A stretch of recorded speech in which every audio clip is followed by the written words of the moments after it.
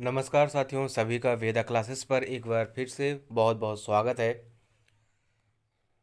साथियों, हम लोग एमपीपीएससी असिस्टेंट रजिस्ट्रार के लिए क्लासेस कर रहे थे, जिसमें हमारी केवल 3 क्लासेस हो पाई थी और इस क्लास की कंटिन्यूटी टूट गई थी। उसको हम लोग निरंतर नहीं कर पाए थे क्योंकि बीच में रक्षाबंधन आया और रक्षाबंधन पर मैं भी अपने गांव आया और आते टाइम बारिश हुई और काफ़ी भीग जाने की वजह से तबीयत ख़राब हो गई, स्वास्थ्य ठीक नहीं रहा, जिसकी वजह से कंटिन्यू मैं क्लास को नहीं कर पाया। लेकिन अब मैं कोशिश करूँगा कि क्लास को कंटिन्यू करूँ। हालांकि अभी भी पूरी तरह से तबीयत सही नहीं है, आवाज़ ठीक से नहीं निकल पा रही, सही से बोलने में तकलीफ़ होती है, लेकिन फिर भी इतनी ज़्यादा भी ख़राब नहीं है। यदि हम काम कर सकते हैं तो हमें काम करना चाहिए, बहाने नहीं बनाने चाहिए, एक्सक्यूज़ नहीं देना चाहिए हमें कि आज ये समस्या है तो हम नहीं कर सकते हैं। अगर करने लायक हैं तो ज़रूर करना चाहिए। तो इसलिए इतनी भी अब ख़राब तबीयत नहीं है, यदि मैं बोल पा रहा हूँ तो इस क्लासेस को हम कंटिन्यू करेंगे। इसके पहले हमारी 3 क्लासेस हुई थी, आज की हमारी चौथी क्लास होगी। 3 क्लासेस में हमने हायर एजुकेशन के बारे में और हायर एजुकेशन से संबंधित जितने भी आपके नियामक निकाय थे उनके बारे में एक शॉर्ट डिटेल ली थी और सबसे डिटेल में हमने पढ़ा था यूजीसी को, यूनिवर्सिटी ग्रांट कमीशन को, विश्वविद्यालय अनुदान आयोग को, जो कि आपका सबसे इम्पोर्टेंट टॉपिक था सभी आपके नियामक आयोगों में। उसके बाद दूसरा इम्पोर्टेंट टॉपिक था आपका एआईसीटीई। तो एआईसीटीई को हम आगे पढ़ेंगे जब हम सारे के सारे रैंकिंग फ्रेमवर्क्स के बारे में पढ़ेंगे या क्रेडिट रेटिंग एजेंसीज के बारे में पढ़ेंगे, जैसे एनएएसी हो गया, एनएसक्यूएफ, एनआईआरएफ। उसी के समय पे हम एआईसीटीई का एक ब्रीफ इंट्रोडक्शन ले लेंगे। बाकी के जितने भी आपके नियामक निकाय हैं, जैसे बार काउंसिल ऑफ इंडिया हो गया, मेडिकल काउंसिल ऑफ इंडिया हो गया, इन सारी चीज़ों के बारे में हम उतने डिटेल में नहीं जाएंगे क्योंकि इन सारी चीज़ों के बारे में जो सेकेंड क्लास थी उसमें हमने ब्रीफ इंट्रोडक्शन लिया था कि कौन सा निकाय कब बना, उसके अधिनियम कब आए, ये सारी चीज़ें हमने उस टाइम पर भी देख लिया था। और मुझे नहीं लगता है कि इतना ज़्यादा स्टैटिक पूछेगा कि कब आया कब नहीं आया। जो ज़्यादा मेन इंपॉर्टेंट है उसके बारे में हम यहाँ पर चर्चा करेंगे। और अभी मुझे लगा कि सबसे ज़्यादा इम्पोर्टेंट अगला टॉपिक होना चाहिए हमारा राष्ट्रीय शिक्षा नीति 2020, न्यू एजुकेशन पॉलिसी 2020। अभी चूँकि यह पूरी तरह से लागू भी नहीं हो पाई है, 2022 से ही लागू करने का इसका प्लान है और इस साल से हो सकता है कई यूनिवर्सिटीज़ में इसको लागू भी किया जा रहा है और आगे हो सकता है कि सभी जगह पे लागू भी ये हो जाए आने वाले सेशन में। तो यहाँ पर जो न्यू एजुकेशन पॉलिसी है इससे क्वेश्चंस बनने की पूरी पूरी संभावना है, इसलिए इसको हम सबसे पहले रखेंगे, फिर उसके बाद हम आगे आगे के भी क्लासेस कंटिन्यू में रखेंगे। और आप लोगों को ये जो सारी पीडीएफ है आपको टेलीग्राम लिंक से मिल जाएगी। आपको ये पीडीएफ टेलीग्राम लिंक जो आपका है वो डिस्क्रिप्शन बॉक्स में मिल जाएगा। तो चलिए शुरू करते हैं राष्ट्रीय शिक्षा नीति 2020 के बारे में। तो राष्ट्रीय शिक्षा नीति यदि हम बात करें, स्वतंत्रता के बाद हमारी पहली राष्ट्रीय शिक्षा नीति कब आई थी, तो स्वतंत्रता के बाद जो राष्ट्रीय शिक्षा नीति आई वह 1968 में आई। शिक्षा के बारे में क्रमिक विकास जो हुए वो हमने पहली क्लास में पढ़ लिए थे। और यदि आप लोग एमपीपीएससी की तैयारी कर रहे हैं तो भी कई सारे नियामक निकाय जो आप मॉडर्न हिस्ट्री में पढ़ते हैं, कई सारे आयोग बने थे स्कूली शिक्षा वगैरह के बारे में। इसमें सबसे इम्पोर्टेंट आपका रहा चार्ल्स वुड का और सार्जेंट कमीशन, ये दो बहुत ही इम्पोर्टेंट थे शिक्षा के बारे में। आज़ादी के बाद लेकिन जो हमारी पहली शिक्षा नीति आई वो 1968 में आई। उस समय पर जो हमारी प्रधानमंत्री थी वो श्रीमती इंदिरा गांधी जी थी। उसके बाद देश की दूसरी शिक्षा नीति आई 1986 में, 1986 में। उस समय पर श्री राजीव गांधी प्रधानमंत्री थे। और अब वर्तमान में 34 वर्षों के बाद में नई शिक्षा नीति 2020 आई है और इस नई शिक्षा नीति 2020 में मेजर चेंजेस किए गए हैं, कई सारे परिवर्तन किए गए हैं जो कि किसी भी परीक्षा के हिसाब से बहुत ही महत्वपूर्ण हैं। खासकर उन परीक्षाओं के लिए ये जो आपकी शिक्षा से संबंधित है। यदि आप किसी भी टीचर एलिजिबिलिटी टेस्ट की तैयारी कर रहे हैं या असिस्टेंट रजिस्ट्रार की तैयारी कर रहे हैं, एकेडमिक बैकग्राउंड से या शिक्षा से संबंधित किसी भी एग्ज़ाम की आप तैयारी कर रहे हैं, तो न्यू एजुकेशन पॉलिसी आपके लिए बहुत ही इम्पोर्टेंट रोल प्ले करने वाला है। तो यहाँ पर आपका पहला क्लियर हुआ कि पहली शिक्षा नीति 1968, दूसरी 1986 और तीसरी 34 वर्षों के बाद 2020 में।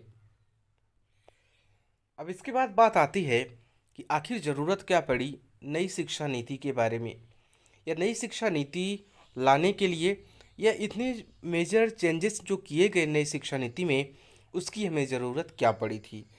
तो इसका सबसे जो मेन कारण था, जो प्रमुख बात थी इसमें ये सारे चेंजेस करने में, 2015 में भारत ने एसडीजी सस्टेनेबल गोल डेवलपमेंट या सतत धारणी विकास जो था उसको अपनाने के बाद सारी दुनिया के सारे देशों ने एसडीजी को अपनाया।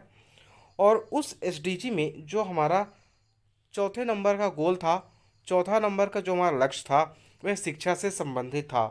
और एसडीजी 4 में कहा गया कि पूरे विश्व में 2030 तक सभी के लिए समावेशी और सामान्य गुणवत्ता युक्त शिक्षा सुनिश्चित करना, और जीवन पर यहाँ पर ये आपका टाइपिंग मिस्टेक हो गई है, शिक्षा के अवसरों को बढ़ावा दिए जाने का लक्ष्य है।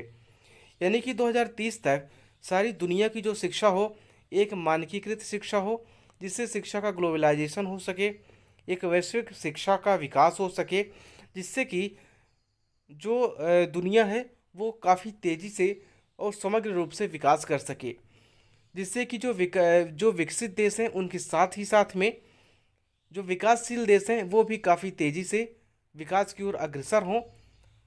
तो इसलिए जो हमारी नई शिक्षा नीति आई थी वह है एसडीजी 4 के अकॉर्डिंग, या एसडीजी 4 को जो हमारा गोल था उसको पूरा करने के लिए एसडीजी के अकॉर्डिंग एनईपी 2020 लाई गई। नई एजुकेशन पॉलिसी 2020 के बारे में कुछ महत्वपूर्ण पॉइंट्स हैं जिनको जानना ज़रूरी है। जैसे 2020 जो है हमारा एनईपी 2020, इसका जो प्रमुख लक्ष्य होगा वह होगा भारत में सभी तक शिक्षा की समान पहुंच, गुणवत्ता युक्त शिक्षा हो, वहनीय हो यानी कि ज़्यादा कॉस्टली ना हो, फीस पर अंकुश लगाया जा सके, और यह सरकार के साथ साथ शिक्षकों पर भी उत्तरदायित्व का निर्वहन कर सके। उत्तरदायित्व जो सरकार का है या जो शिक्षकों का है वे अपना उत्तरदायित्व भी समझ सकें।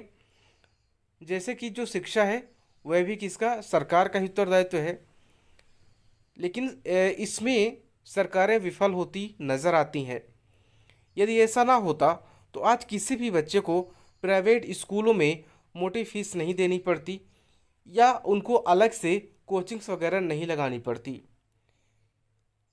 इसके अलावा जो शिक्षक हैं, जो टीचर हैं, उन पर भी यह जिम्मेदारी होनी चाहिए कि यदि किसी क्लास में वो पढ़ा रहे हैं तो बच्चों को समझ में आना चाहिए, बच्चों को कॉन्सेप्ट क्लियर होना चाहिए। ये सारी चीज़ें एक शिक्षक की भी जिम्मेदारी होती है।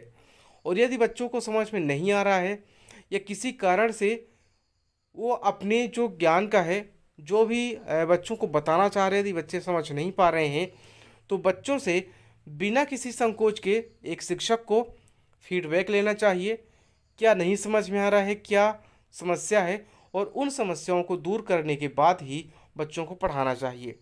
लेकिन आजकल इसका उल्टा होता है। आप सब लोग भी एक छात्र रह चुके हैं, मैं भी एक छात्र रह चुका हूँ। यदि किसी बच्चे ने शिक्षक को 1 से 2 बार पूछ लिया तो शिक्षक बिगड़ जाता है। शिक्षक को लगता है कि बच्चा जानबूझकर ऐसा कर रहा है, या शिक्षक अपनी गलती मानने को तैयार होता नहीं है कि हमारी गलती है, मैं अपने बच्चों को समझा नहीं पा रहा हूँ, मैं अपने स्टूडेंट्स को ठीक प्रकार से नहीं समझा पा रहा हूँ, जिसकी वजह से समझ में नहीं आ रहा है। तो ये सारी चीज़ें भी होती हैं जो कि एक उत्तरदायित्व होती है। यहाँ पर दूसरी बात लिखी गई है वहनीय शिक्षा। जो वहनीय शिक्षा है तो यहाँ पर एनईपी 2020 में तो यह बता दिया गया है कि वहनीय शिक्षा होनी चाहिए, लेकिन ऐसे कुछ रुझान आ रहे हैं जो कि अभी इसके जस्ट विपरीत चीज़ें हो रही, इसके उलट चीज़ें हो रही हैं। जैसे कुछ राज्यों में ऐसी स्कीम्स लाई जा रही है कि शासकीय स्कूलों में भी बच्चों को फीस देनी पड़ेगी। तो यदि बच्चे के पास फीस होती यदि गरीब बच्चे के पास फीस होती तो वह शासकीय स्कूल में जाता ही क्यों, प्राइवेट स्कूल में भी पढ़ सकता था। वो शासकीय स्कूल में जा ही इसलिए रहा है कि उसके पास प्राइवेट स्कूलों में फीस देने के लिए पैसे हैं नहीं। और जब आपने शासकीय स्कूलों सरकारी स्कूलों में भी फीस लगा दिया तो कहाँ से वो बहनी शिक्षा रह जाएगी, फिर तो वो बच्चा फीस के बिना पढ़ने से रह जाएगा। तो यहाँ पर समानता भी नहीं आ पाएगी, बहनी शिक्षा भी नहीं आ पाएगी और उत्तरदायित्व भी नहीं रह जाएगा। फिर इसके आगे दूसरा है हमारा राष्ट्रीय शिक्षा नीति के निर्माण के लिए जो समिति गठित की गई थी, 2017 में गठित की गई थी समिति। और यह जो समिति थी यह इसरो के पूर्व अध्यक्ष डॉक्टर के कस्तूरी रंगन की अध्यक्षता में गठित की गई थी। और यह जो रिपोर्ट आई थी इसकी, यानी कि एक जो इसका प्रारूप आया था वह मई 2019 में इसका प्रारूप आया था। तो यह भी एक पॉइंट आप नोट कर सकते हैं कि इसकी जो अध्यक्षता थी वो इसरो के पूर्व अध्यक्ष डॉक्टर के कस्तूरी रंगन ने की थी। और समिति यह 2017 में गठित की गई थी और इसका प्रारूप इस समिति ने मई 2019 में प्रस्तुत किया। इस समिति के सिफारिशों के आधार पर कहा गया कि राज्य सरकारें और केंद्र सरकारें दोनों ही मिलकर शिक्षा पर जीडीपी का कम से कम 6% खर्च करें। ये 6% खर्च करने का लक्ष्य रखें। और इसी सिफारिश के आधार पर कैबिनेट द्वारा मानव संसाधन विकास मंत्रालय, जो आपका MHRD था, उसका नाम बदलकर शिक्षा मंत्रालय कर दिया। और अब जो शिक्षा मंत्रालय का मूल उद्देश्य होगा वो होगा शिक्षा और सीखने पर, यानी कि एजुकेशन और लर्निंग पर। जैसे अभी क्या है, जैसे हमारे यहाँ पर एक रिपोर्ट आई थी जिसमें कहा गया था कि देश के केवल 17.5%, 17.5% ग्रेजुएट स्टूडेंट ही रोजगार के लायक हैं। तो ऐसा क्यों हुआ? क्योंकि यहाँ पर कई सारे कॉलेज हैं जिन्होंने शिक्षा का व्यापार बना लिया है, जिन्होंने शिक्षा को सिर्फ एक व्यवसाय की तरह इस्तेमाल किया है। छात्रों को डिग्रियां बांट रहे हैं, उनको ग्रेजुएट केवल कागज़ों में कर रहे हैं, लेकिन वास्तव में वो छात्रों को ग्रेजुएट नहीं कर पा रहे हैं। यहाँ के 90% स्टूडेंट्स को ग्रेजुएट होने का मतलब नहीं पता होता है कि आखिर ग्रेजुएशन का स्तर क्या होता है। क्योंकि यहाँ पर जितने भी कॉलेज होंगे, स्टूडेंट्स सिर्फ एग्ज़ाम देने के लिए कॉलेज जाते हैं, वो भी वहाँ पर किसी न किसी तरह से कॉलेज वाले चिट पर्ची देकर पास करवा देते हैं। और जब वो बच्चा आगे निकलता है, यानी कि डिग्री लेकर अपनी, जब वो किसी कम्पिटिटिव एग्ज़ाम से में जाता है, अपना रोज़गार लगाने की सोचता है, कहीं पर नौकरी के लिए जाता है, तो उसका जो ज्ञान होता है वह रोज़गार के लायक नहीं होता है। तो इसलिए यहाँ पर शिक्षा और सीखने पर विशेष जोर दिया गया है, यानी कि आप जो पढ़ें उसको समझें, उसको सीखें। यदि आप 2+2 पढ़ रहे हैं, 2+2 आप 4 जान रहे हैं, तो 2+2 4 क्यों होता है आपको यह भी जानना चाहिए। यानी कि छात्रों में सीखने के साथ साथ तर्क वितर्क की क्षमता भी डेवलप करना इस शिक्षा नीति और इस मंत्रालय का मुख्य उद्देश्य होगा। इसमें हम स्कूली शिक्षा की बात करें, तो यदि स्कूली शिक्षा की हम बात करें तो अभी वर्तमान की हमारी 10+2 प्रणाली स्कूली शिक्षा में चल रही है।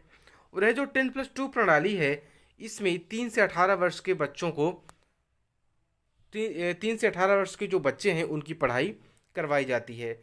लेकिन जो हमारी नई शिक्षा नीति है, इसमें 5+3+3+4 की एक नई व्यवस्था की गई है। और इस नई व्यवस्था के तहत एक नई संरचना डेवलप की जाएगी, जिसके तहत बचपन से, यानी कि 3 वर्ष की उम्र से बच्चों को शिक्षा के लिए तैयार किया जाएगा, जिसमें व्यावसायिक शिक्षा और जो लर्निंग होगी उस पर काफ़ी फोकस किया जाएगा। इसको हम एक चार्ट के माध्यम से देखते हैं। आप यहाँ पर देखिए, आपका यह जो पार्ट है ये आपका पिछला एकेडमिक ढांचा है, पिछला एकेडमिक स्ट्रक्चर है आपका, जिसे 2 पार्ट में बांटा गया था। जो पहला पार्ट था हमारा वो क्या था, क्लास 1 से लेकर 10वीं कक्षा तक, फर्स्ट क्लास से लेकर 10th क्लास तक आपके पहला ढांचा था, यानी कि पहला स्टेज था आपका, जिसमें 6 वर्ष की उम्र में बच्चे का एडमिशन किया जाता था और 10th क्लास तक वो आते आते 16 वर्ष का हो जाता था। और जो आपका दूसरा स्टेज होता था वो आपका 11th और 12th होता था, जिसमें आपका 18 साल में कंप्लीट होता था। जो कि आपका यह कौन सा है, यह है आपका पुराना एकेडमिक ढांचा है। आप यहाँ पर भी देख सकते हैं 10+2 प्रणाली में 3 से 18 वर्ष तक। अब यहाँ पर जो नई शिक्षा नीति है हमारा, इसमें किस प्रकार का दिया गया है, इसमें 4 प्रकार के ढांचे दिए गए हैं। पहला आपका फाउंडेशनल होगा, दूसरा स्टेज आपका प्रिपरेटरी होगा, तीसरा आपका मिडिल और चौथा आपका सेकेंडरी स्टेज होगा। यहाँ पर जो आपका फाउंडेशन होगा उसमें 3 वर्ष से, यहाँ पर आप देख सकते हैं, यहाँ पर 3 वर्ष की उम्र में बच्चे का आंगनवाड़ी में एडमिशन होगा, जिसे आप प्री स्कूल या बाल वाटिका भी कह सकते हैं। तो यहाँ पर जो आपका 3 से लेकर 6 वर्ष की उम्र में आपका जो बच्चा रहेगा वो आंगनवाड़ी में जाएगा। फिर आता है, इसी में हमारा फाउंडेशन में ही आएगा, उम्र 6 से 8 वर्ष में। इस 6 से 8 वर्ष की उम्र में बच्चा पहली और दूसरी क्लास में पढ़ेगा। यानी कि 3 साल तक कहाँ पर बच्चा रहेगा, आपका फाउंडेशन में रहेगा या आंगनवाड़ी में 3 वर्ष तक के लिए बच्चा रहेगा। 7वें वर्ष में जब बच्चा जाएगा तो वह पहली क्लास में होगा, और 8वें वर्ष में जाएगा तो वह दूसरी क्लास में होगा।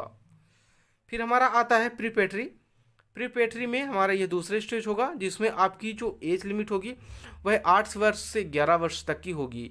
और इसमें जो बच्चा होगा वह कहाँ से, 3 वर्ष से क्लास 3 से लेकर क्लास 5 तक रहेगा, तीसरी, चौथी और 5वीं कक्षा में रहेगा। यानी कि 3 कक्षा इसमें पढ़ेगा आपका प्रीपेटरी में। इसके आगे हमारा मिडिल आएगा।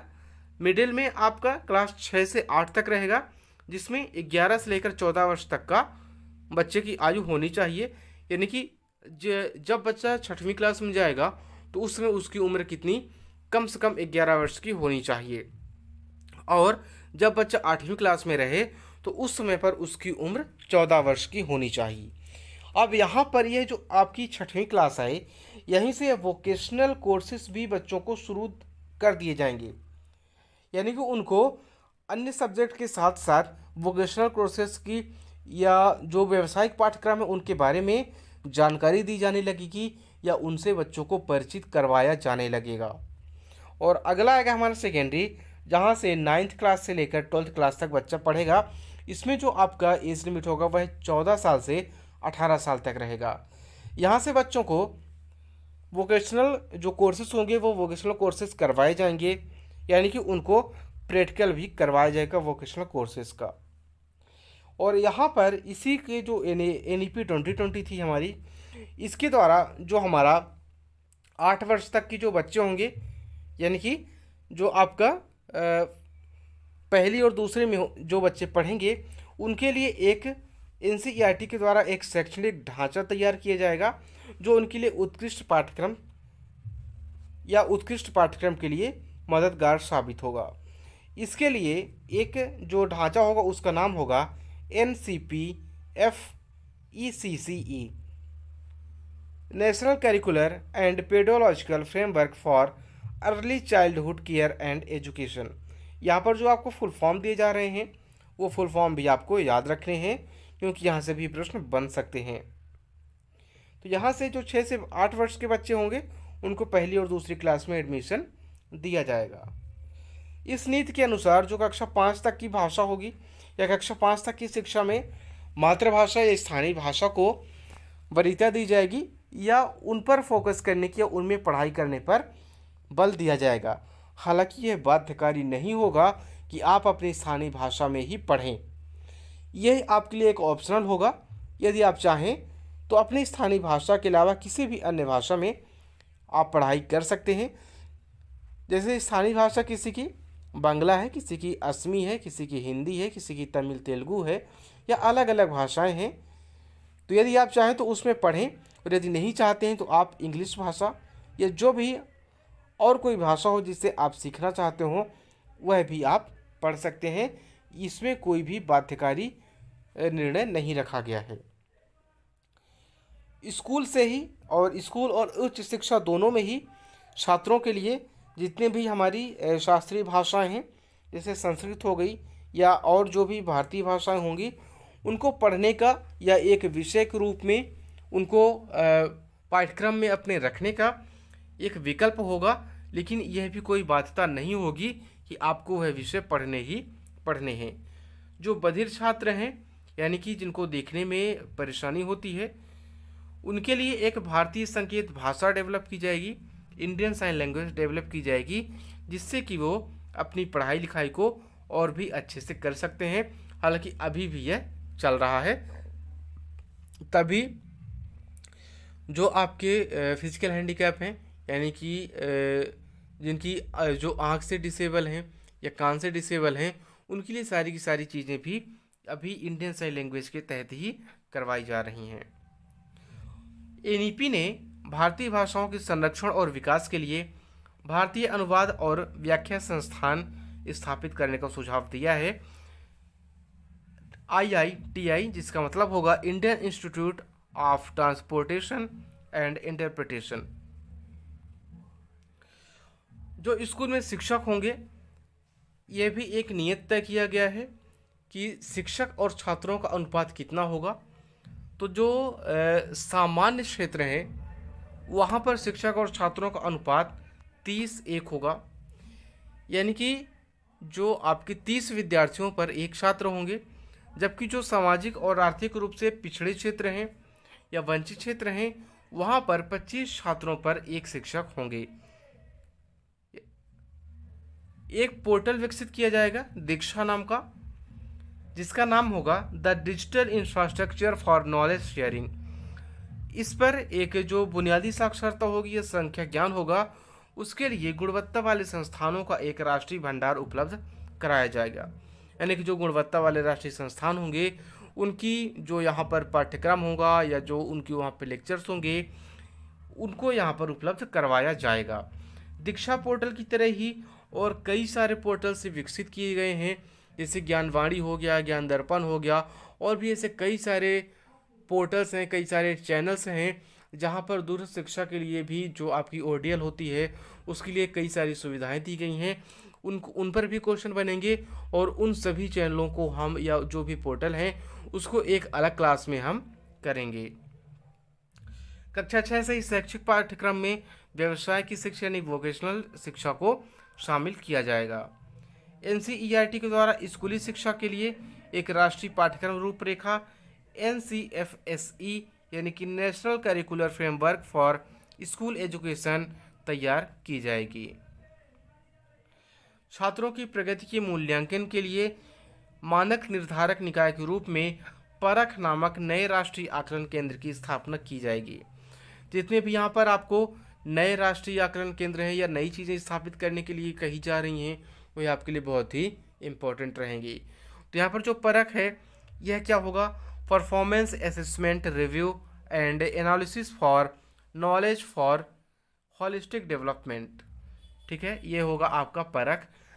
इन सब चीज़ों के बारे में, जैसे आपका परख है, या हमने अभी जो NSQF है, NCFTE है, NPST है, इन सारी चीज़ों के बारे में हम एक अलग से डिटेल में चर्चा करेंगे। अभी जो NEP 2020 है, इसमें हम केवल देख रहे हैं कि क्या क्या इसमें से प्रावधान किए गए हैं। और इसी जो NEP 2020 के तहत राष्ट्रीय अध्यापक शिक्षा परिषद के द्वारा शिक्षकों के लिए राष्ट्रीय व्यावसायिक मानक यानी कि national professional standard for teacher NPST का विकास किया जाएगा।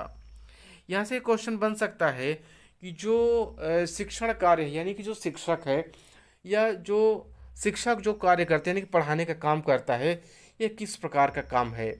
कई सारे ऑप्शंस होंगे उसमें, जिसमें आपका एक व्यावसायिक ऑप्शंस भी होगा। जो आपके शिक्षण कार्य है वो एक प्रकार का व्यवसायिक यानी कि प्रोफेशनल काम है शिक्षण। अगला है राष्ट्रीय अध्यापक शिक्षा परिषद द्वारा NCERT को परामर्श के आधार पर अध्यापक शिक्षा हेतु राष्ट्रीय पाठ्यचर्या की रूपरेखा तैयार की जाएगी। NCFTE यानी कि national curriculum framework for teacher education, और यह किसके द्वारा? राष्ट्रीय अध्यापक शिक्षा परिषद द्वारा तैयार की जाएगी, लेकिन इसमें सलाहकारी निकाय NCERT रहेगा। वर्ष 2030 तक शिक्षक बनने के लिए यानी कि विद्यालयी शिक्षा के लिए जो न्यूनतम डिग्री योग्यता होगी वह 4 वर्षीय B.Ed की डिग्री अनिवार्य होगी। यानी कि तब तक 2030 या उसके बाद यदि आप शिक्षक बनना चाहते हैं तो आपके पास 4 वर्ष की B.Ed डिग्री अनिवार्य होगी। इसके आगे आता है हमारा उच्च शिक्षा।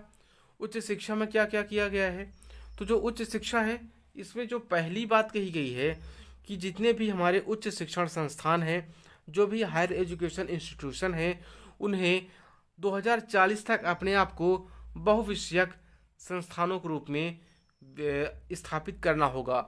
यानी कि उनमें किसी एक विषय के बारे में, जैसे यहाँ पर जो नेशनल एजुकेशन पॉलिसी है उसमें किसी को भी एक जैसे विषय की बाध्यता नहीं होगी कि आपको यही विषय आपको लेना होगा।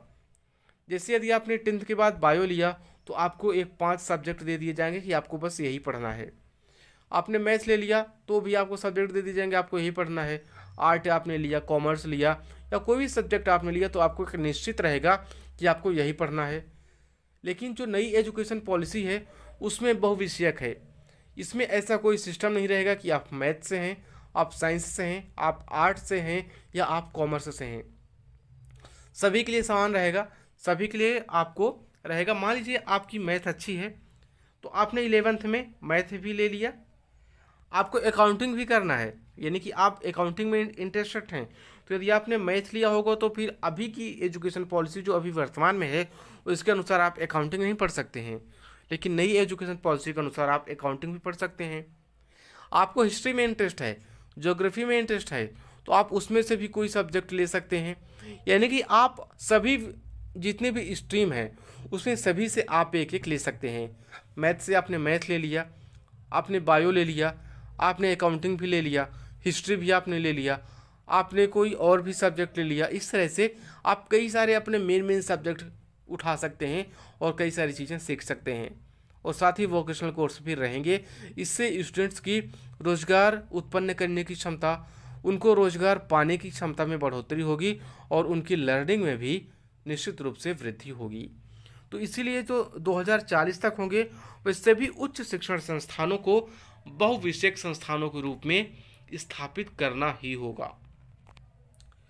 और उच्च शिक्षण संस्थान जितने भी हैं उन्हें 2035 तक जो ग्रॉस एनरोलमेंट रेशो है, यानी कि सकल नामांकन अनुपात है, उसे 50% करना होगा, जो कि 2018 में 26.3% है। तो इस GER को, सकल नामांकन अनुपात को 26.3% से बढ़ाकर 2035 तक 50% करना अनिवार्य होगा। डिग्री कार्यक्रमों की जो अवधि है, जो उनकी संरचना है, उनमें भी बदलाव किया गया है। जो स्नातक की उपाधि होगी वह 3 या 4 वर्षों की होगी, अभी भी होती है 3 या 4 वर्षों की, लेकिन उसमें बदलाव क्या किया गया है। जैसे आपने यदि किसी कोर्स में एडमिशन लिया और उस एडमिशन में आपने 1 वर्ष तक पढ़ाई की और 1 वर्ष के बाद किसी कारण की वजह से फाइनेंशियल प्रॉब्लम हो या आप कंटिन्यू नहीं कर सकते हैं, फैमिली प्रॉब्लम, किसी वजह से भी आपने उसको 1 साल के बाद उस पढ़ाई को छोड़ दिया, तो आपको सर्टिफिकेट मिलेगा, ठीक है। और यदि आपने 2 वर्ष की पढ़ाई कंप्लीट की तो आपको डिप्लोमा मिलेगा। 3 वर्ष की पढ़ाई आपने कंप्लीट की तो स्नातक की उपाधि मिलेगी। यहाँ पर ध्यान दीजिएगा, 3 वर्ष की यदि आपने पढ़ाई की तो आपको स्नातक की उपाधि मिलेगी, और यदि आपने 4 वर्ष की पढ़ाई की तो आपको शोध सहित स्नातक की उपाधि मिलेगी। अब इसमें नया क्या है वह आपको बाद में अभी पता चलेगा। जैसे मान लीजिए आपने 1 वर्ष के बाद सर्टिफिकेट प्राप्त कर लिया, आप 1 साल पढ़ाई नहीं किए, आप फिर तीसरे साल में फिर से जा रहे हैं पढ़ने के लिए, तो आपको फिर फर्स्ट ईयर में नहीं पढ़ना होगा, आपको सीधे सेकेंड ईयर में एडमिशन मिल जाएगा, क्योंकि आपने 1 वर्ष की पढ़ाई अपनी कंप्लीट कर ली है। इसी प्रकार से यदि आपने 2 वर्ष का डिप्लोमा किया तो आपको फिर फर्स्ट ईयर या सेकेंड ईयर में एडमिशन लेने की ज़रूरत नहीं है, आपको सीधे 3rd ईयर में एडमिशन मिल जाएगा। अब यहाँ पर जो आपकी ये 2 बातें लिखी गई हैं, 3 वर्ष के बाद स्नातक की डिग्री और 4 वर्ष के बाद शोध सहित स्नातक की डिग्री, इसमें आपको फ़ायदा होगा तब जब आप पोस्ट ग्रेजुएट कोर्स करेंगे या स्नातकोत्तर पाठ्यक्रम में एडमिशन लेंगे। इसमें यदि मान लीजिए आपने 3 वर्ष का स्नातक कार्यक्रम किया तो जैसे अभी होता है आपका 2 वर्ष का पोस्ट ग्रेजुएट कार्यक्रम होगा, लेकिन इसमें जो आपकी रिसर्च एप्टीट्यूड होगा, यानी कि मेन फोकस आपके रिसर्च पर फोकस किया जाएगा। लेकिन यदि आपने पहले ही 4 वर्ष का स्नातक कार्यक्रम किया है तो आपको कौन सी डिग्री मिलेगी आपको वहाँ पर? यदि आपने 4 वर्ष का किया है, शोध सहित स्नातक कार्यक्रम की डिग्री आपको मिलेगी। तो जब आपने शोध सहित स्नातक कार्यक्रम की डिग्री ले ली है 4 वर्ष की, तब आपको जो आपका पोस्ट ग्रेजुएट करना होगा वो आपका 1 वर्ष का ही होगा पोस्ट ग्रेजुएट। जैसे अभी मान लीजिए आपने बीए किया हुआ है, ठीक है, आपने बीए किया तो आपको अभी एमए कितने साल का? 2 साल का करना पड़ेगा। इंजीनियरिंग का कोई स्टूडेंट है, उसका 4 साल का ग्रेजुएशन है, अगर उसने 4 साल का अपना बीटेक किया तो उसको एमटेक भी अपना 2 साल का करना पड़ेगा। लेकिन नई एजुकेशन जो पॉलिसी है उसके आने के बाद यदि आपने बीए करा है और बीए आपने 4 साल का कर लिया, यानी कि शोध सहित बीए कर लिया, तो आपको जो आपका एमए होगा उसको 1 वर्ष का माना जाएगा, यानी कि आप एमए 1 वर्ष में कंप्लीट कर सकते हैं। इसी प्रकार से जो आपका इंजीनियरिंग के कैंडिडेट होंगे उनको 4 वर्ष के बाद भी 1 वर्ष का एमटेक उनको कंप्लीट करवा लिया जाएगा, क्योंकि जो आपका शोध सहित होगा वो कहाँ पर होगा? वो आपके इंजीनियरिंग में भी उनका शोध आधा करवा लिया जाता है।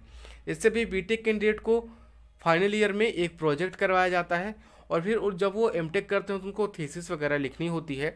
जिस तरह से नॉन टेक्निकल में आपको प्रोजेक्ट देना होता है फाइनल में, उसी तरह से जो एमटेक के कैंडिडेट हैं उनको थीसिस देनी होती है। तो उस थीसिस के आधार पर फिर वहाँ पर आपका 1 साल का रहेगा, जिससे इंटीग्रेटेड कोर्स हो जाता है।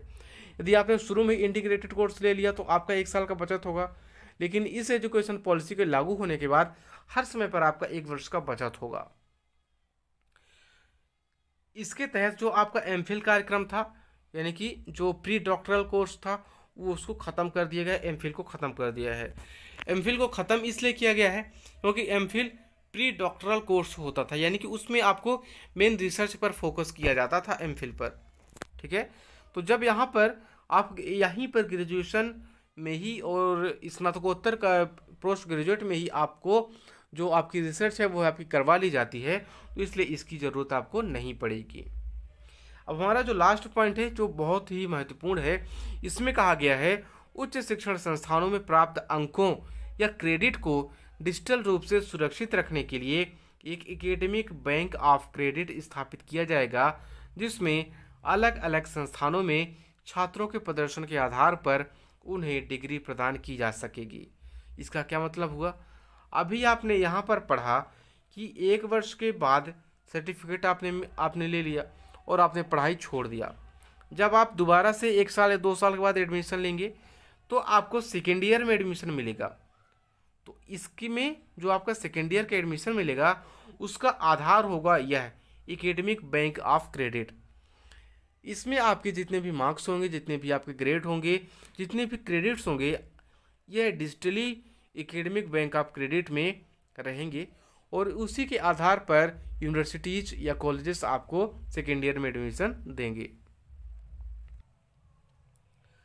इसके आगे है समग्र और भविष्य के अनुसंधान शिक्षा को बढ़ावा देने के लिए आईआईटी और आईआईएम की तर्ज पर मेरू की स्थापना की जाएगी। मेरू का फुल फॉर्म होगा multi disciplinary education and research university. जो कि अभी पर जैसे अभी मैंने कहा कि जो कॉलेजेस हैं वो सिर्फ डिग्रियां बांट रहे हैं और आप लोग देखते हैं कि आईआईटी, आईआईएम या जितने भी नेशनल लेवल के इंस्टीट्यूट हैं या जहाँ पर प्रैक्टिकल ज़्यादा होते हैं या जहाँ पर रिसर्च पर फोकस किया जाता है, वहाँ के बच्चे अपना स्टार्टअप खड़ा करने में या जॉब पाने में बहुत ही ज़्यादा सक्षम होते हैं। तो इसीलिए आईआईटी और आईआईएम की तर्ज पर एक मेरू की स्थापना की जाएगी, multi disciplinary education and research university. तो ये सारी चीज़ें थी नेशनल एजुकेशन पॉलिसी 2020 के बारे में, जो कि बहुत ही इम्पोर्टेंट पॉइंट्स जो थे वो हमने छाट के लिए थे यहाँ पर। उम्मीद करता हूँ आपको यह सेशन अच्छा लगा होगा। मिलते हैं आपसे हम अगले सेशन में, तब तक के लिए नमस्कार, धन्यवाद।